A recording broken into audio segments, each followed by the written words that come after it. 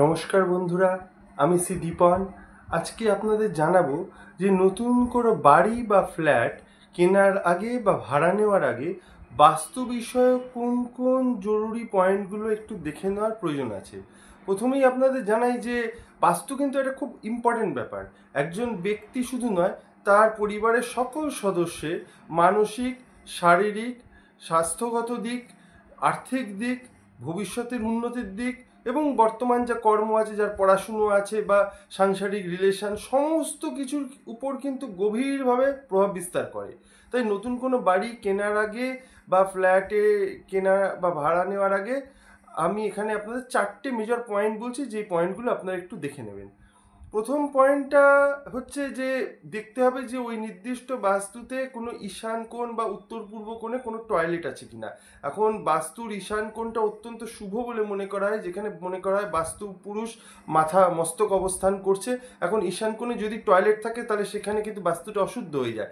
এবং এর পাশাপাশি আমি একটা কথা বলবো, যদি ঈশান কোণে কোনো টয়লেট না থাকে, যদি কোনো জলের কল বা বেসিন এসবও থাকে, তাহলে কিন্তু ওই বাস্তু নেবেন না।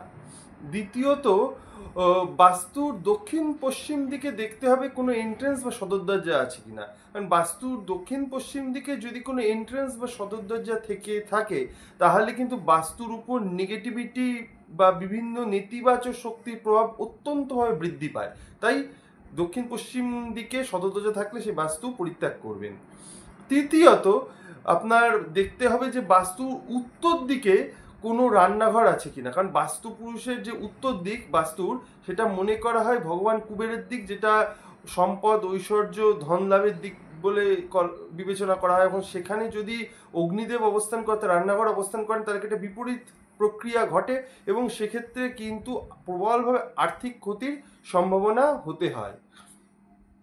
এখন চতুর্থত, অধিকাংশ বাড়িতেই আজকাল সিঁড়ি থাকে। যদি একতলা বাড়ি হয় তাহলে দোতলায় যাওয়ার জন্য, ছাদে যাওয়ার জন্য নিশ্চয়ই সিঁড়ি থাকবে, আর ফ্ল্যাটে তো সিঁড়ি থাকবে। তাহলে আপনারা দেখবেন যে যে সিঁড়িটা বাস্তুতে রয়েছে, সেটা ডান দিক থেকে উঠে বাঁ দিকে যাচ্ছে কিনা, অর্থাৎ দক্ষিণাবর্তী কিনা।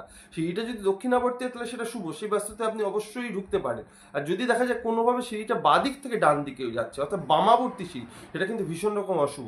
কারণ এই বামাবর্তী সিঁড়ি একদিকে যেমন পরিবারের সদস্যদের অকাল মৃত্যু, অপমৃত্যু, প্রেত বাধা, বিবিধ সাংসারিক গোলযোগ ঘটায়, যেটা সহজে কিন্তু দূর করা যায় না।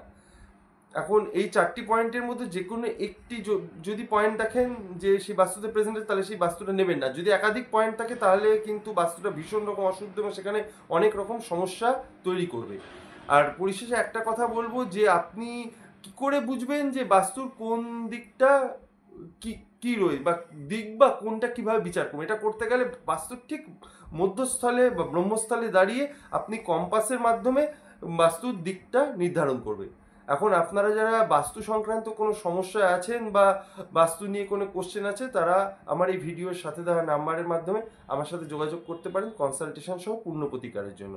আর ভিডিওটি যদি একটু হলেও আপনাদের ভালো লেগে থাকে, দয়া করে ভিডিওটিকে লাইক করবেন, শেয়ার করবেন, সাবস্ক্রাইব করবেন। নমস্কার।